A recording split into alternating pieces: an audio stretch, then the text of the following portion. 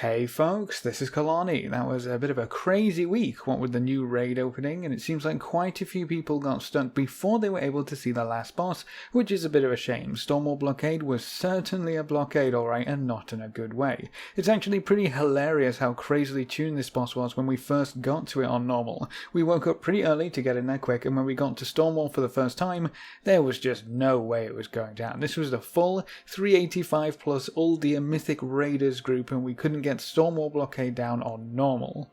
The first few attempts, as soon as we hopped on the boats, we were just like half health immediately. It was bonkers. We figured something was wrong when the boss's health dropped by over 20 million after one wipe. They dropped a few hotfixes in for it, I believe, but it was still pretty difficult. After looking over guilds and their progress, I think it was something close to like 10 times the guilds were stuck on Stormwall Blockade versus Jana, and after clearing through both normal and heroic last week, I can safely say that Stormwall was definitely harder than Jana on normal. Jana packs a bit more of a punch on heroic, so I would say heroic Jana is the hardest fight in the instance, which is as it should be, but Stormwall was still a block for so many people, so it should come as no surprise that Stormwall was the target of quite a few nerfs with this reset. All of these nerfs are for normal and heroic, with some of them probably bleeding over into LFR, even though we won't see that for a while. The first pretty big nerf was a 10% reduction to Laminaria's health, which should speed up that second phase quite considerably. Energized Storms also had their health reduced by 10% on non-mythic difficulties. Both Tidal Volley and Jolting Volley, that's the random unavoidable damage on the boats from both mini-bosses, had its damage reduced by 10% as well. Sea Storm's initial damage took the same 10% hit, but perhaps the most important changes are to how the adds spawn. The interval between add spawns has been increased by 25%, so you should get your second add quite a bit later and might not even see the third add at all now. The Storm's Whale debuff also lasts for 13 seconds on Raid Finder and normal difficulty, but remains at 10 seconds for heroic. This means you have more time to clear and more time in between your current ad respawning. Add that into the longer delay and when the second ad comes up and a 10% health reduction on the boss in phase 2, and you're looking at a significantly easier encounter. All of these nerfs together should give most guilds a chance to get past this blockade to see the final boss of the raid tier, Jana. So if you were struggling on this boss last week, don't get discouraged. Head in there with your best and brightest and knock down that wall.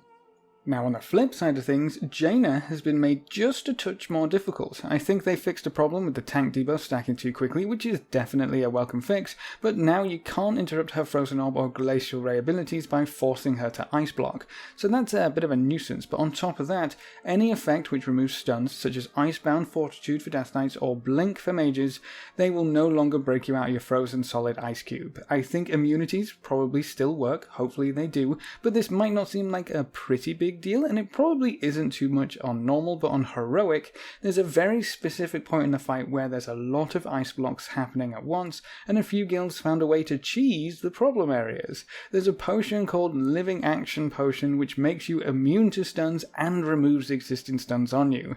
You can probably tell where this is going. Using that potion would free you instantly from an ice block. As soon as word started spreading about this one potion being able to trivialize Jana on heroic, they strangely disappeared from the auction house, only to reappear for an absurd amount of gold a few hours later. But because of this nerf, these potions no longer work, so it's going to be really interesting to see if guilds that killed Jana last week can re-clear her this week without their precious potions.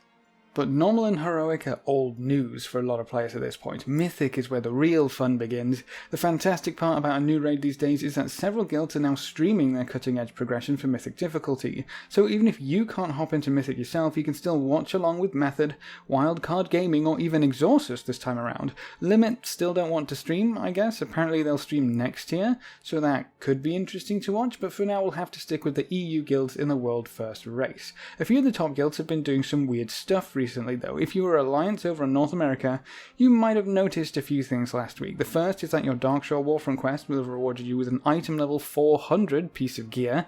Definitely a nice upgrade for most people, especially from just running a Warfront, but there was one more piece available from a PvP quest. Against overwhelming odds shows up whenever your faction is severely outnumbered in war mode. This is one of the scaling rewards that goes along with a 30% experience increase, and with the hiked up item levels, that scaling reward was all the the way up to 400 item level. That's another item level 400 piece for Alliance, which the Horde wouldn't have gotten. That's pretty bonkers if you ask me, but what's really crazy is that some Horde guilds were transferring their rosters over to Alliance to take advantage of those 2 pieces of gear.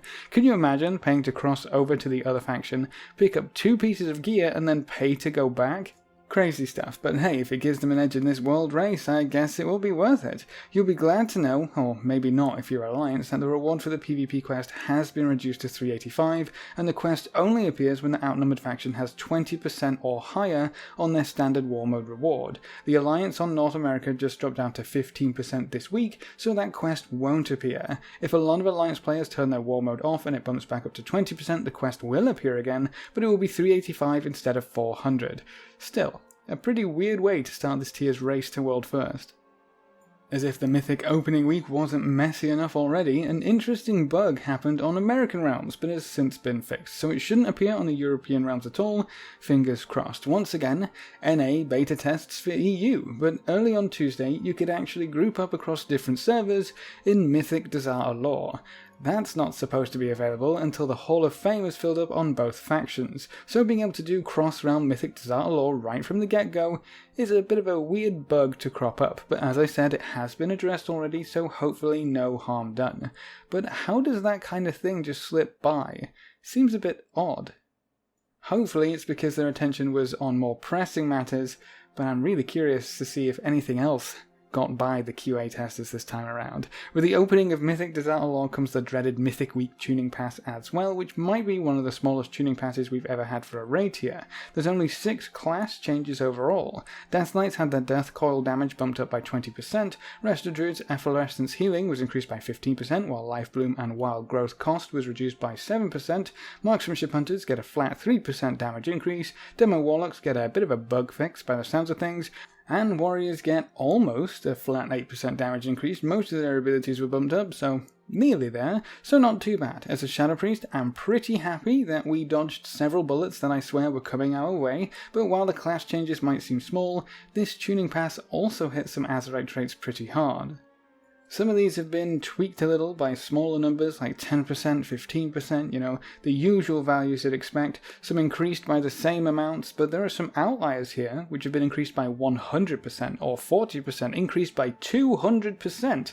Those numbers are pretty crazy. If a trait needs to be bumped up by 200%, how could it ever have been useful before? Shadow Priests to get a little bit of a hit in the AoE from Searing Dialogue, but I'm happy overall. There's quite a few Shaman nerfs to traits, which is pretty bad from what I've been hearing in my guild, but most of you will understand your own class's traits more than I will, so just have a gander at your class and let me know if your trait changes are really bad, or really good, or just really meh overall because your traits are lackluster to begin with and you just don't care about them. I'll give you a link in the comment section below to the hotfix list so you can peruse that at your own leisure.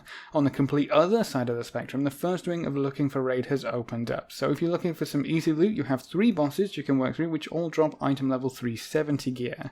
You do need to be at item level 350 to be able to queue into the Battle of Desire Lore Looking for Raid, so keep that in mind. I don't think any of the other bosses should really pose too much of a problem in LFR. I imagine you could take them down very easily without knowing too many of the mechanics, but if you like to be prepared, I do have a completed raid guide for the Battle of Desire Lore on normal and heroic. LFR will just have lower numbers, I guess, and none of the heroic mechanics, but I'll link that playlist in the comments in case you're interested in that. LFR is a great way to see what's going on in the raid, and I'm assuming we'll get some story quests when the final wing of LFR opens up, so that's hopefully going to be a lot of fun. If gear is all you're interested in though, if item level is that goal you're really chasing, I would suggest you try push some Mythic Plus keys. With Mythic Plus scaling up, you can get so many high item level pieces of loot from Mythic Plus dungeons, it's pretty scary. Just going into the raid this week, half of our raiders were already a few item levels higher than they were last week, because you can get item level 400 gear reliably and quickly from running plus 10 keys now. On the lower end of things, you can get 370s, the same item level that comes from the new Looking for Raid, by clearing Mythic 0 dungeons. That's pretty insane to me, and I do worry a little bit that keeping dungeons up to date leans a little too heavily into raiding sometimes, but it is nice to have something else to do besides raiding once in a while. I think there's a lot of good and bad with the current system, but for now I'm just going to take advantage of it and run some keys to get some more item level 400 loot. The reaping affix is also a blast. You might think extra trash to clear is boring, tedious, and oh my gosh, how in the world could they think it was a good idea to add more trash? But it works really well. We're back to chain pulling and pulling large packs at a time. AoE is always fun. And Infested was such a pain in the rear because it just slowed you down, but Reaping lets you go at your own pace and trigger this massive zombie wave that you can smash down with massive AoE. I'm having a lot of fun with it, I hope you are too. But I'm just starting to ramble at this point, so that's it for this video and what's been going on this week so far. How far have you managed to get in the Battle of Desert Lore? Are you enjoying this new raid here? And how do you feel about the Mythic Plus scaling up? Leave all your thoughts in the comment section below. A big thank you to all of our supporters over on Patreon. You can see their names floating by on screen. If you want to join these lovely guys and gals, you can find a link in the description below. Remember to leave a like just below the video before you leave, and if you want to see more, make sure to subscribe. Apart from that, thanks for watching folks, good luck and have fun, and as always I will see you next time.